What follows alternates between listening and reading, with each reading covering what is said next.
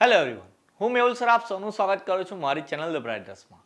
તો આજના વિડીયોની અંદર આપણે ડિપ્લોમા સેમેસ્ટર 1નો subject communication skill in English કે જે ભાઈ નવો સિલેબસ છે એની અંદર કયા કયા ચેન્જીસ આવ્યા છે અને જેટલા બી મારા સ્ટુડન્ટ જે ગુજરાતી મીડિયમવાળા હશે કે જેમને ઇંગ્લિશ થોડું ટફ લાગતું હશે, જે લોકોને કદાચ ઓલરેડી ટેન્શન બી આવી ગયું હોય કે ભાઈ ઇંગ્લિશમાં કેવી રીતે મહેનત કરીશું આપણે, તો આ વિડીયો એના માટે જ છે કે તમે ઇંગ્લિશમાં સારા માર્ક્સ લાવવા માટે કઈ રીતે તૈયારી કરશો ને ઇંગ્લિશમાં કઈ કઈ વસ્તુ ભણવાની છે. તમે 10મામાં તો ઇંગ્લિશ ભણીને આવ્યા હશો, પણ એની અંદર કયા કયા ગ્રામરના ટોપિક હતા, જ્યારે આની અંદર કયા કયા ગ્રામરના ટોપિક્સ આવશે.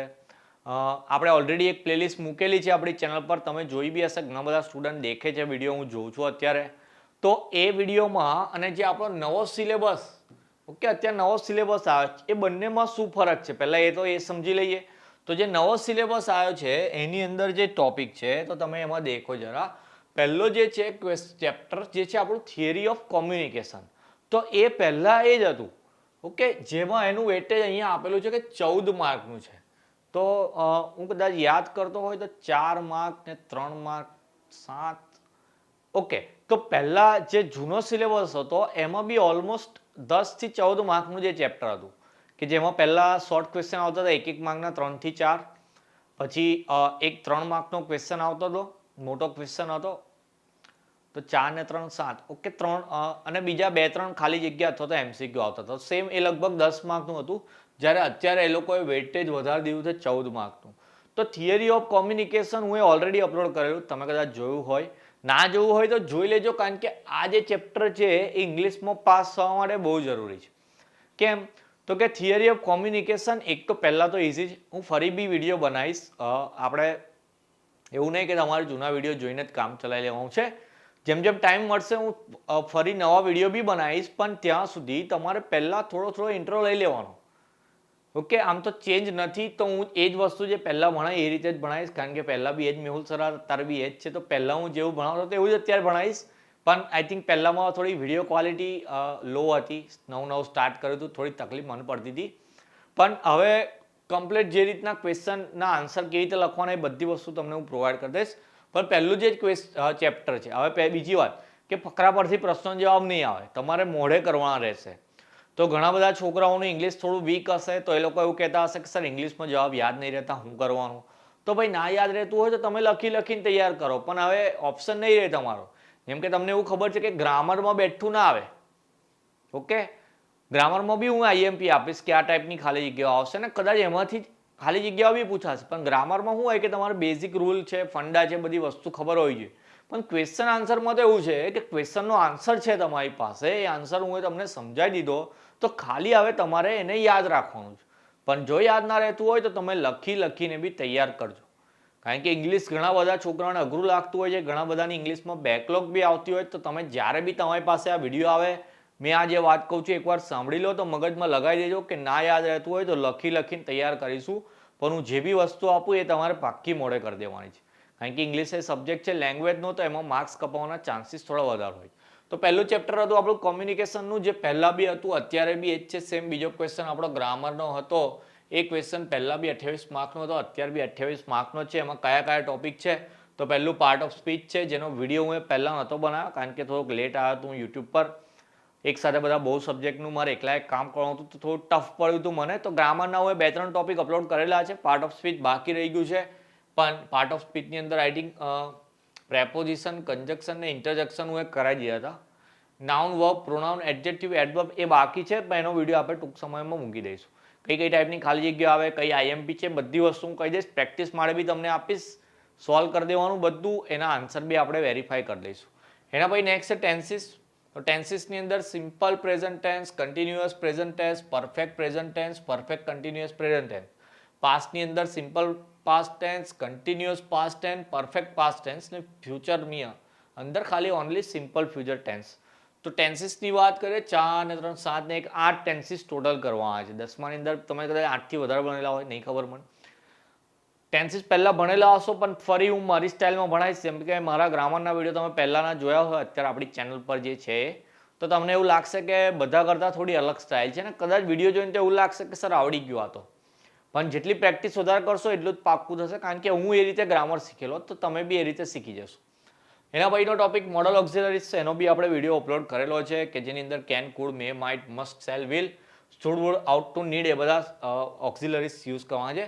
સબ્જેક્ટ વર્ક એગ્રીમેન્ટ એનો એક વિડીયો નથી આપણી પાસે, એ બી બનાવી દઈશું. ને પછી બેઝિક સેન્ટેન્સ પેટર્ન આનો બી આપણે વિડીયો બનાવેલો નથી.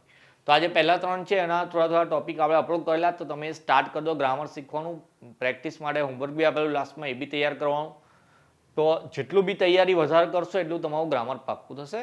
બીજા જે ટોપિક છે એનો વિડીયો આપણે ટૂંક સમયમાં અપલોડ કરી દઈશું. ચાલો, એના પછી પ્રોઝ એન્ડ પોએટ્રી છે, એટલે કે પાઠ ને કવિતા છે.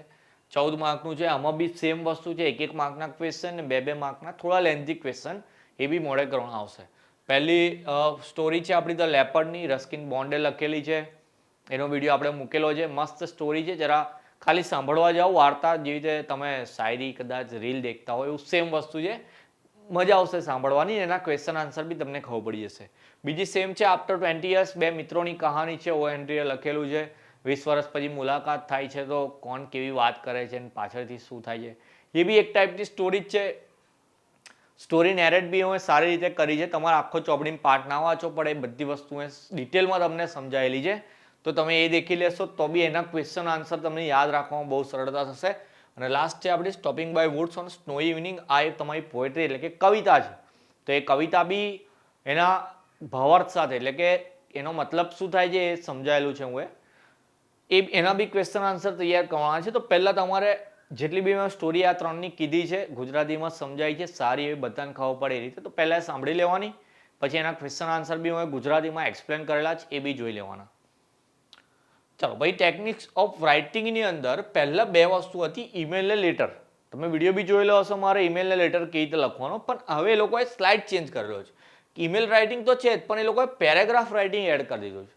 પેરેગ્રાફનું નીચે ઉદાહરણ આપ્યું કે કેવા આવશે, જેમ કે ફેસ્ટિવલ છે, સ્પોર્ટ્સ છે, ફ્રેન્ડ્સ એન્ડ ફેમિલી, જેવું 10માની અંદર આવતું હતું ને કે ભાઈ મારો પ્રિય તહેવાર, પહેલાં ગુજરાતીની અંદર આવતું હતું એવું સેમ. તો આપણે આની અંદર પેરેગ્રાફ રાઇટિંગ એડ થઈ ગયું છે ને ઓલમોસ્ટ 150 વર્ડ્સનું લખવાનું. ક્વેશ્ચન આ જે 4 છે ટેકનિક્સ ઓફ રાઇટિંગ 14 માર્કનું છે. એનો મતલબ ફિક્સ થઈ ગયું, તમારું ઈમેલ જે છે 7 માર્કમાં આવશે અને સાથે સાથે પેરેગ્રાફ રાઇટિંગ બી 7 માર્કમાં આવશે. તો જે તકલીફ કદાચ લેટરમાં પડતી હતી, કારણ કે લેટરમાં એવું થતું હતું કે લેટરના અલગ અલગ ટાઈપ્સ હતા, ઓર્ડર લેટર, ઇન્ક્વાયરી લેટર, કોઈને રિપ્લાય કરતા હોય કે રિક્વેસ્ટ કરતા હોય, એ બધા ટાઈપના લેટર હતા. તો એનું સ્લાઇડ થોડુંક ફોર્મેટ ચેન્જ થયું હતું. પણ હવે તો પેરેગ્રાફ છે, તો એમાં તો આપણે ચપ્પલ ફાડીને 7માંથી સારા એવા માર્ક્સ લઈ આવીશું, કારણ કે એની બી થોડીક ટ્રિક્સ તમને બતાવીશું કે આપણે કેવી રીતે લખવાનું. અને મેઇન વસ્તુ જીટીયુની એક્ઝામમાં એવું જ છે કે તમે પેપર તમારું કેવી રીતે રિપ્રેઝન્ટ કરો. જેટલું સારું તમે તમારું પેપર બતાવશો એવું જે પેલા સરને પેપર દેખાશે ને એ તમને સારા માર્ક્સ આપશે. તો તમે અત્યારે ફર્સ્ટ સેમની અંદર છો તો તમને એક વિડીયો એ બી તમને બતાવીશ કે તમારે પેપર કેવી રીતે લખવાનું છે એક્ઝામની અંદર. તમે જે રીતે પેપર લખશો એ રીતે તમને સારા માર્ક્સ આવશે. એવું નથી હોતું કે જે બ્રિલિયન્ટ છોકરો હોય, બહુ જ મહેનત કરતો હોય, દિવસમાં 5-10 કલાક વાંચે એના જ સારા માર્ક્સ આવે, એવું નથી હોતું. ઓકે, તમે 4-5 કલાક વાંચીને પણ તમે પેપર કેવું લખો છો એના આધારે તમને માર્ક મળતા હોય. તો આજે તમારું CSE એટલે કે કોમ્યુનિકેશન સ્કિલ ઇન ઇંગ્લિશ છે, એની અંદર તમારે આટલા 4 યુનિટ છે કે જેમાં પહેલો અને ત્રીજો યુનિટ કે જે 14 અને 14 એટલે કે 28 માર્કનો છે, એમાં તમારે ક્વેશ્ચન આન્સર તૈયાર કરવાના છે કે જેમાં MCQ બી આવશે, 1 માર્કના, કાં તો શોર્ટ ક્વેશ્ચન આવશે અને એની સાથે સાથે 2 કે 3 માર્કના લોંગ ક્વેશ્ચન આવશે. એ બધા આપણી ટેલિગ્રામની ચેનલની અંદર જઈને દેખશો તો ગ્રુપની અંદર જે મીડિયા કે ફાઇલ્સમાં હોય છે એમાં ચેપ્ટર વાઇઝ બધા મૂકેલા છે. હેન્ડ રિટન છે, ક્વેશ્ચનનો આન્સર કેવી રીતે લખવાનો એ અંદર એવી રીતે લખવાનો તમારે. તો પહેલાં એટલું કામ કરી દેજો. અત્યારે ગ્રામરના વિડીયો હું અપલોડ નથી કરેલા એટલે કહું છું તમે પહેલાં કોમ્યુનિકેશનનો જોઈ લો અને એના પછી પ્રોઝ એન્ડ પોએટ્રી જોઈ લો. એવું જરૂરી નથી કે લાઇનમાં 1, 2, 3, 4 એવું જ કરવાનું. તમે પહેલો ને ત્રીજો અત્યારે શીખતા જાઓ. બીજાની થોડીક સારી એવી કન્ટેન્ટ લઈ લો, મતલબ કે સારા એવા ક્વેશ્ચન હું ભેગા કરું જે પૂછાય એવા હોય, પછી આપણે એનો વિડીયો અપલોડ કરીશું ત્યારે તમે અહીં બી તૈયારી થઈ જશે. પણ ત્યાં સુધી જેટલી બી વસ્તુ તમને મળી જાય, આપણી ચેનલની પ્લેલિસ્ટ જે છે કે જેમાં કોમ્યુનિકેશન સ્કિલ ઇન ઇંગ્લિશ છે, ખાલી એક જ વસ્તુ બદલાઈને તમે જોયું બધી વસ્તુ સેમ જ છે, ખાલી એક જ વસ્તુ બદલાઈ કઈ કે જે લેટર હતો એની જગ્યાએ પેરેગ્રાફ રાઇટિંગ આવ્યું. તો ખાલી એક જ વિડીયો છે કે જેમાં તમારે ખાલી એકલું ઈમેલ શીખવાનું છે, લેટર વિશે નથી શીખવાનું. પણ આ જેટલી બી વસ્તુ છે એ બધી આપણી ચેનલ પર ઓલરેડી અપલોડ કરી લીધી, તો ત્યાંથી તમારે જોઈ લેવાનું. પ્લેલિસ્ટ એવું હોય તો લિંકમાં ડિસ્ક્રિપ્શનની એમાં લિંક નાખી દઈશ. અને ટેલિગ્રામ જે આપણું ગ્રુપ છે એમાં કહું છું કે એની અંદર બધી વસ્તુની PDF છે જ, ફ્રીમાં જ મળી જશે તમને. તો તમે ત્યાંથી જઈને એ બી લઈ લેશો, ડાઉનલોડ કરી લેશો. તો જે લોકો ટેલિગ્રામની અંદર જોઈન ના થયા હોય ખાસ જોઈન થઈ જજો, કારણ કે કોઈ પ્રમોશન નથી કરવાનું આપણે ત્યાં. ખાલી તમને મદદરૂપ થાય એવા PDF કાં તો એવા ફોટોસ કે જેટલી બી વસ્તુ સર્ક્યુલર આવશે એ બધી વસ્તુ હું ત્યાં શેર કરીશ.